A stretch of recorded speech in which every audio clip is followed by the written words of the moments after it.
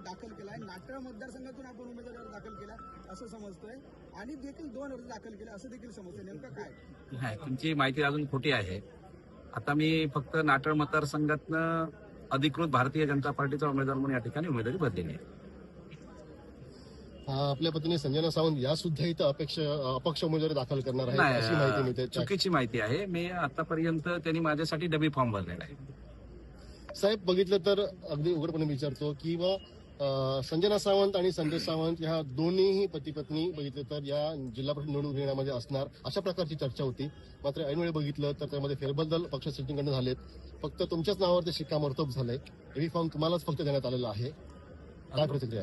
अजून 2 तास बाकी आहेत ना, बघू, प्रयत्न करू. अजून काय होऊ शकेल काहीतरी.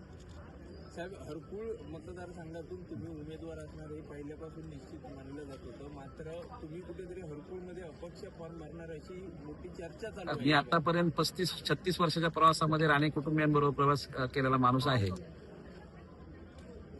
कारण कमी जास्त कुठेतरी काहीतरी होतं. हा सूचक पुढच्या 2 तासातला सूचक संदेश समजायचा का? नाही, असं काय म्हणता येणार. साहेब, एक स्टेटस आलं होतं. आपलेच एक सहकारी आहेत माजी तालुकाध्यक्ष संतोष कानडे यांचं. नितेश राणेंना रामराम आणि गोट्या सावंतांना सलाम. ही सेकंड लाईन जी होती, गोट्या सावंतांना सलाम, ती खरं म्हणजे अनेकांना बुचकाट टाकणारी होती. काय म्हणाल त्याबद्दल? नाही, मला मी आधी व्हॉट्सअप वापरत नाही, तुम्हाला सगळ्यांना माहिती आहे. कारण मी काय चर्चा तर बघायचं कानावर आली असेल. नाही, मी काल प्रचारामध्ये बिझी असल्यामुळे माझ्या काय तेवढं लक्ष नाही. साहेब, सलाम केल्यानंतर प्रत्यक्षात संतोष कानडे हे तुम्हाला भेटले सुद्धा होते काल. त्यामुळे जरी व्हॉट्सअप वापरत नसलात तरी प्रत्यक्ष 100% माझे जुने मित्र आहेत, बाळाबंधूंपासूनचे मित्र आहेत. आणि भेटणं म्हणजे काय, त्यांनी मी पण एक भारतीय जनता पार्टीचा जबाबदार पदाधिकारी आहे. किती वर्ष काम करतोय राणेकडून. त्यांचे दुःख किंवा त्यांची काहीतरी अपेक्षा असेल ती मला सांगण्यासाठी पक्षाचे भेटू शकतात. आज त्यांनी देखील उमेदवारी अर्ज अपक्ष दाखल करायसाठी इथे दाखल झाले असं नाही, मला कल्पना नाही. त्यांनी उमेदवारी अर्ज दाखल केलेला आहे. उमेदवारी अर्ज दाखल केल्यानंतर त्यांचा उमेदवारी अर्ज माघारी घेण्यासाठी राणे कुटुंबियांसाठी आपण त्यांची मनधरणी करणार आहात का? मी पक्षासाठी काम करणारा, गेले 36 वर्ष काम करणारा कार्यकर्ता आहे. त्या कारणाने पक्षाचं जिथे हित असेल तिथे मी 100% काम करेन. कोणासाठी हातपाय पडायचे असेल पडेल. आतापर्यंत बघितले. साहेब, पक्षहित हे महत्वाचं आहे तुमच्यासाठी.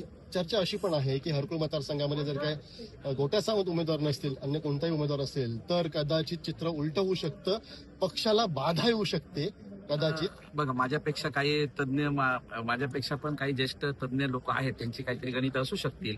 मी एक छोटा कार्यकर्ता आहे, माझी गणित काहीतरी चुकीची असू शकतील. मग ते अभ्यास करतील, कारण अजून 10 ते 11 दिवस आहेत. त्यांना शक्य होऊ शकेल ते. बरं, ह्या एकूणच सगळ्या आजच्या गेले 2-4 दिवसात या हरकुळ मतदारसंघाच्या संदर्भात असलेल्या घडामोडींच्या पार्श्वभूमीवर काही प्रवेश पण घेतले जाण्याची चर्चा होते. तर त्या संदर्भात आपलं काय? पक्ष वाढणं, पक्ष मोठा करणं हे प्रत्येक कार्यकर्त्याची जबाबदारी आहे. मला एखादी गोष्ट आवडली नाही म्हणून ती मला आवडली म्हणून मिळेल तशा ते का होत नाही.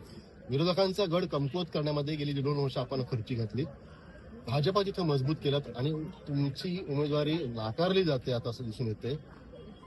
नाराज नाही आहात? 100% नाराज नाही, कारण का मी पक्षाचं काम करणारा कार्यकर्ता आहे. आणि आपली चुकीची माहिती आहे, 1.5-2 वर्षात मी 5.5 वर्षात समोरचे जे कोण विरोधक आहेत त्यांना नेस्तानाबूत केलेलं आहे. आणि मी कालच्या विधानसभेला माझा रिझल्ट टाकून दिलेला आहे.